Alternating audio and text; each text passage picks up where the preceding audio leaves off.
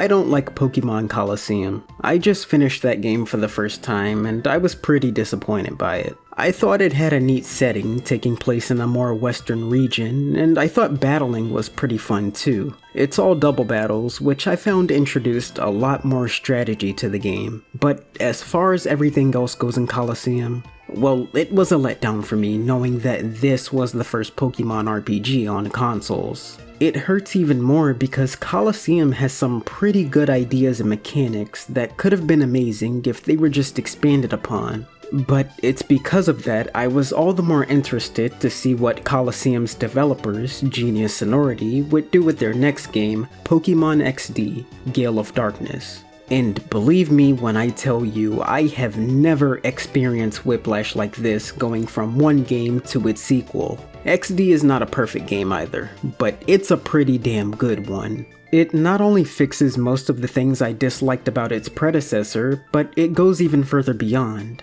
I don't want to get too far ahead of myself though, so why don't I show you what's so great about this game instead of just saying it.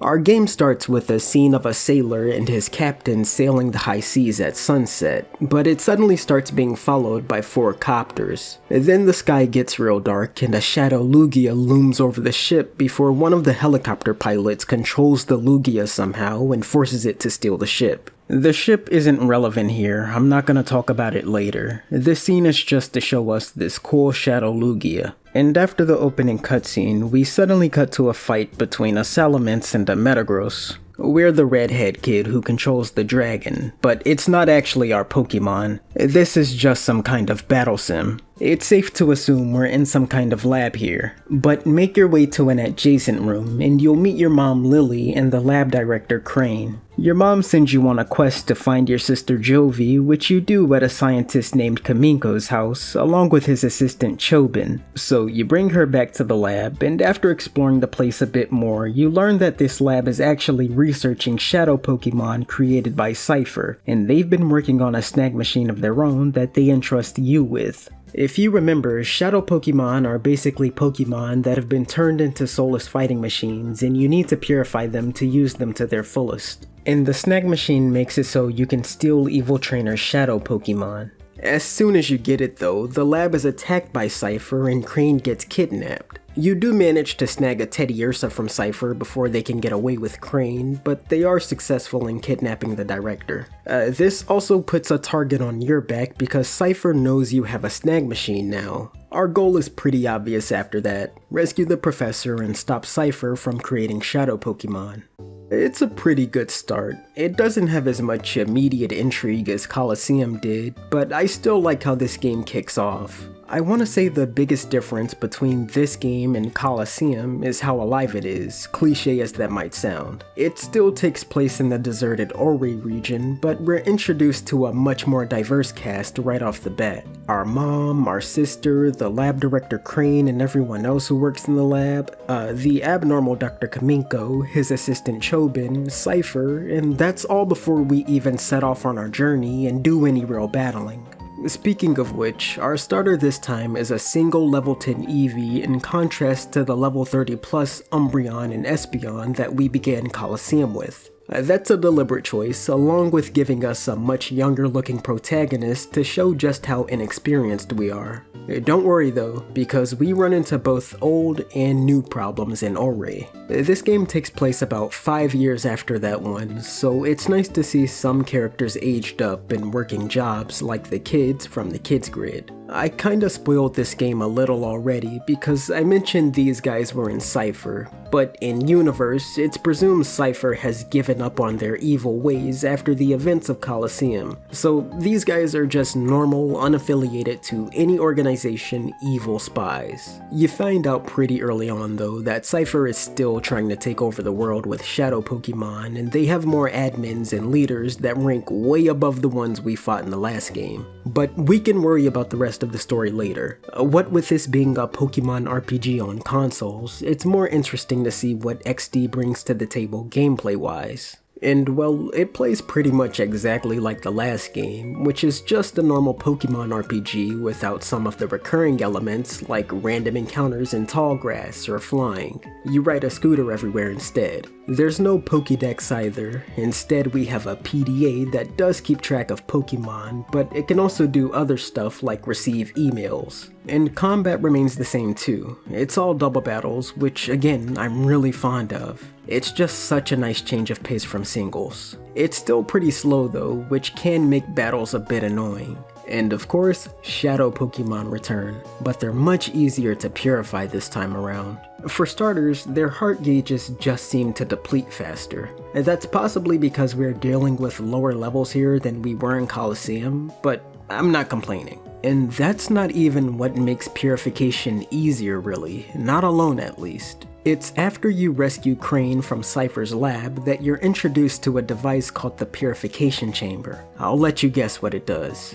It really makes purifying Pokemon a piece of cake and fun at the same time. What you have to do is input one Shadow Pokemon into the chamber and one normal Pokemon alongside it, and as you're playing the game, the Pokemon will naturally be purified over time. It's sorta like the daycare in the last game where you just drop one Pokemon off and go on your way, except you can really break the system in this game. You're also able to put 3 other Pokemon into the chamber, and if they're type advantage to the Pokemon next to it, that'll increase the flow and tempo, or speed, that the Shadow Pokemon purifies. And what's more is, you can purify up to 9 Pokemon at a time. And when a Pokemon is done, you'll be notified by your PDA to return to the lab and collect it so you can swap it out with another Shadow Pokemon. This is a way better system than the old way of having to have the Shadow Pokemon in your party and using them in battle to purify them. Things do start off a bit slow because you might not have a lot of purified Pokemon that you're willing to part with when you unlock this mechanic, but as the game goes on, you'll start filling up more chambers and reaching max flow in each one.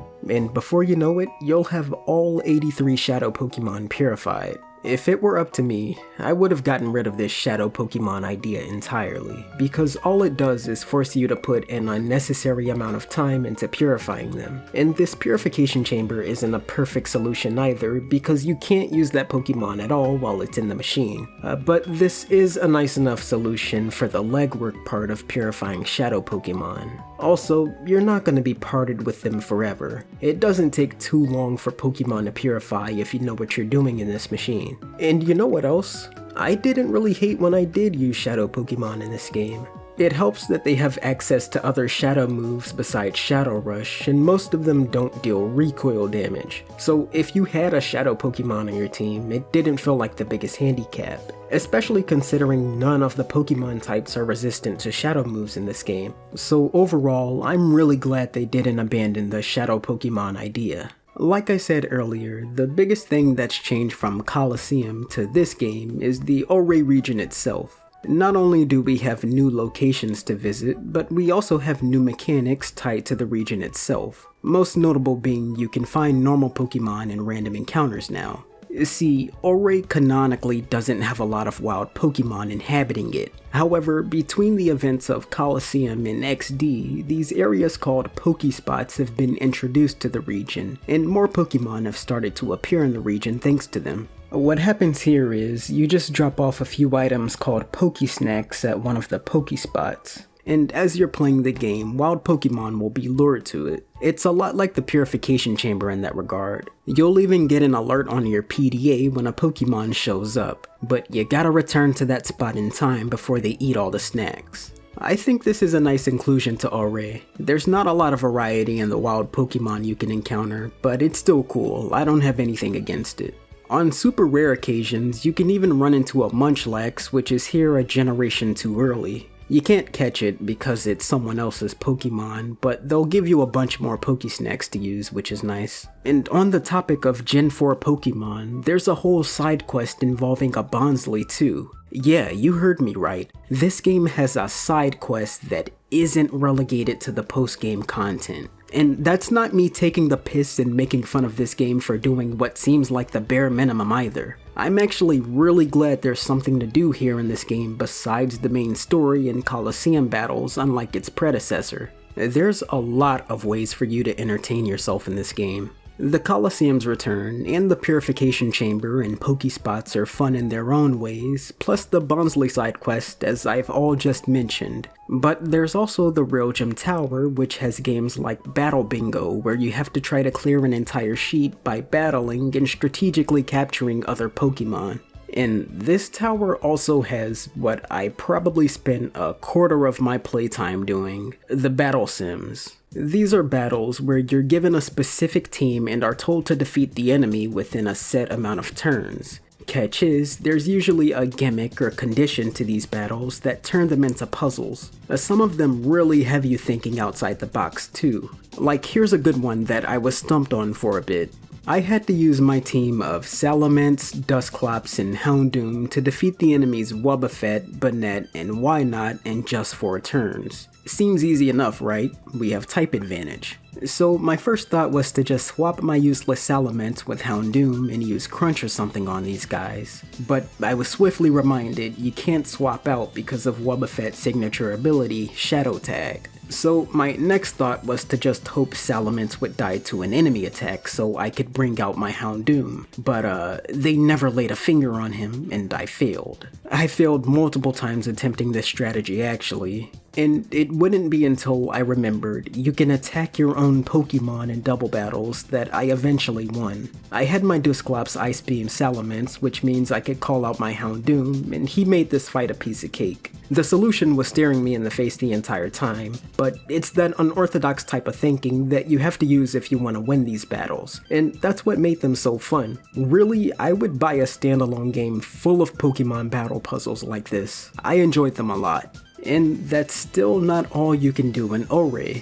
Remember Mirror B from Colosseum? Well, he returns in this game as a recurring boss that you can fight if you ever miss a snaggable Pokemon. He'll just have it in his party ready for you to catch. Truth be told, I didn't really see him a lot though because I made damn sure I caught every single shadow Pokemon I came across. But I like how they were able to turn this pity mechanic into a game of its own. You'll just get a Mirror B alert, which means he's either at a Pokespot or Colosseum and you need to rush there to fight him. Unfortunately, there is a downside to having so much to do as well. Between Mirror B or the Pokespots or even the Purification Chambers calling you away to do something, XD can be a bit overwhelming. This game has the exact opposite problem as Colosseum. Every 5 seconds I got a message saying, a Pokemon is ready to be purified, come back to the lab to retrieve it, or a wild Pokemon has been spotted here, go catch it. Granted, you control how much you'll be seeing those alerts, but if you were trying to catch and purify all Pokemon like me, then that's pretty often. I guess I didn't mind it that much though. If I had to choose between too little content or too much, I'd go with the latter, assuming it's good like most of the gameplay content in this game is. And besides the gameplay, I found characters to be more memorable in this game too. You know who really stole the show for me here is Cipher. They went from being a generic evil Pokemon team to an organization full of interesting characters. Just like in Colosseum, the group is led by different administrators. This time around we have Lavrina, Snaddle, Gorgon, Ardos, and Eldis, those last two being my favorite characters in the entire game. I thought it was always a treat whenever they were on screen, along with Cipher's true leader, Greevil. You're first introduced to them all as helpful citizens of this one town you visit when they stop this brute from picking on your little sister. But it's revealed soon enough that they're all at the top of Cipher. I can't really say much without spoiling XD, and once again I'm gonna forego telling you how the story ends because it's a Pokemon game, but I will say this story was good at keeping my attention, and it was thanks to characters like Ardos and Eldis. They're two brothers who find themselves on the same side of wanting to use shadow Pokemon to take over the world, yet they have a different amount of conviction to the cause. It's a fun dynamic, but unfortunately we don't get to see too much of them because they're not in the game a lot. Honorable mention to the Hexagon brothers as well. They got some genuine laughs out of me. But with all of that said, XD still has its flaws. For starters, it still lacks that sense of adventure that the handheld RPGs would give you. It made strides, sure. There's far more things for you to do in Orre and a larger cast for the player to interact with now. But there's still none of that charm that you get from walking town to town, or any sense of progression comparable to the gym badges. In a way, I think the journey is even worse here than it was in Coliseum. That Wild West feeling isn't here anymore. This scooter pales in comparison to the bike we had before. The design of our main character lacks that raw bad boy edge too. But my biggest complaint for the game would have to be the challenge. I think it's too easy a game. Or let me rephrase that. I think XD is balanced a little too favorably towards the player. I didn't have to try that hard to beat this game. As I just said, I was far more concerned with all of the side content in XD that doesn't give you any experience at all. Yet with the very minimal amount of grinding I did, I always felt like I was one step ahead of everyone in terms of power.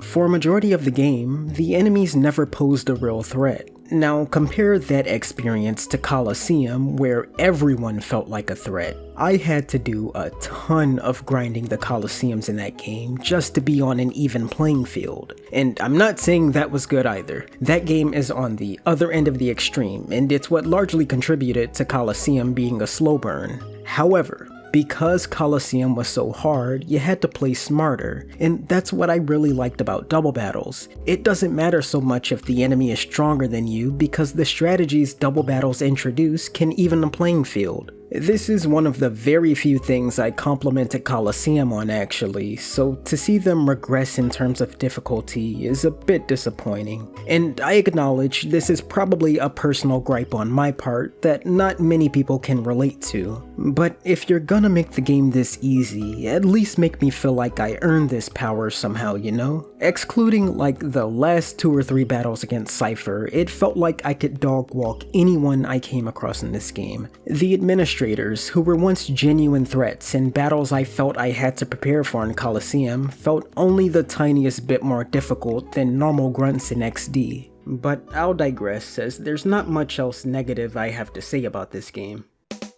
Just like Coliseum, the game's not really over once you finish the story, as there's a bit of post-game content for you to enjoy as well. There's actually a decent chunk of content here too. The first thing that unlocks is the Orre Coliseum, and this is where I finally got skill checked. I mean, look at the difference in our levels. I promptly got my ass handed to me, and then I had to do a fair bit of grinding. After you beat it once though, you'll get an email and be told to go to a village where the Pokemon have mysteriously lost all their energy and you decide to help fix them. It's really a long back and forth fetch quest that sends you all over Orre just to be rewarded with a lucky egg. Yes, you get the lucky egg in the post game after you've beaten all the toughest fights, but it's something. And there's also a final Mirror B quest that unlocks after you snag all 82 Pokemon. He challenges you to one final fight, and you can take his Dragonite, which is the final Shadow Pokemon. I'm currently still in the process of purifying a few Shadow Pokemon, but you don't have to purify them all to get the legendary Pokemon of this game like you had to do before. You get a chance to snag the Shadow Lugia, codenamed XD001, before you even finish the game. And speaking of legendaries, Groudon and Kyogre finally make an appearance. Kinda. They're just mecha versions of the legendaries created by Kaminko that people can ride in, but it's still nice that they were included in some way after they didn't show up in Coliseum at all. On the topic of variant forms, I want to point out an observation I had before wrapping this video up. There's something I didn't really see the potential in until now, but the designs of Shadow Pokemon. That Shadow Lugia looks considerably different from a regular Lugia. At first glance, it just looks like a darker Lugia, but give it a closer look. Notice the jutting eye spikes, the clawed feet, and its sharper tongue. They actually put some effort into making XD001 look menacing. It's also the only Shadow Pokemon that you can tell is a Shadow Pokemon with the naked eye. Without the help of something like Special Eyes or Dragon Ball Scouters, you could never really tell Shadow Pokemon from normal Pokemon, but I think these games could have stuck out a lot more if each Shadow Pokemon had different designs. I'm not holding this against Genius Sonority or considering this a flaw of XD at all, because it really doesn't matter. Having an aura is enough to differentiate Shadow Pokemon from normal Pokemon.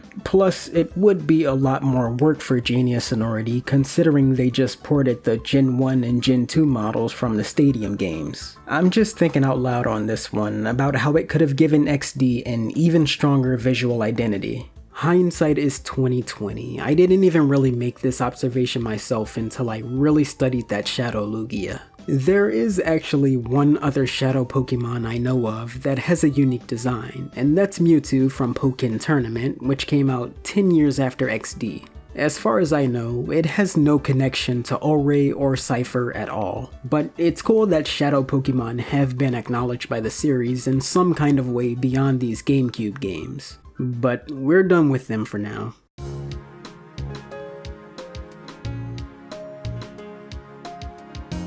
I've been pretty open with how I feel about this game from the start. I like XD a lot, mostly for the fact it deals with a lot of the issues I had with Colosseum. Between the amount of content in this game and the stronger cast of characters, they did a really good job of making Orre a fun region to explore. And while the story here isn't gonna be winning any awards, it does a good enough job of keeping your attention. I was interested to see where they would go with Cipher and their Shadow Pokemon plan. Shadow Pokemon saw an improvement here too. They're far easier to deal with than they were before. The bad news is, what makes XD so great is also what holds it back. There's so much content in this game, you might actually get overwhelmed. And while Orre is fun and vibrant now, it does come at the cost of the game losing its cool western atmosphere. I don't consider these crucial game flaws that hold it back or anything, but it is something to think about. In fact, the only bad thing I can say about this game gameplay-wise is that it just felt far too easy for me. But other than that, I think this is a pretty good Pokemon game. Not as good as most of the handheld RPGs, but it's good enough to hang with those. I can see myself returning to this game in the future, and I most likely will. But that does it for the Pokemon GameCube games though, at least the Shadow games. There's also Pokemon Channel, but that's less of a game and more of an interactive television experience. Maybe I'll get around to that one day as well. But until then, we are done with Pokemon. Hey everyone, it's Cosmo. I hope you enjoyed this video on XD. It's a part 2 to my Colosseum video, so if you seemed a bit confused on some things I was talking about, you can check that one out as well. There's nothing much else to say here except thank you all for watching, and I'll see you all next time.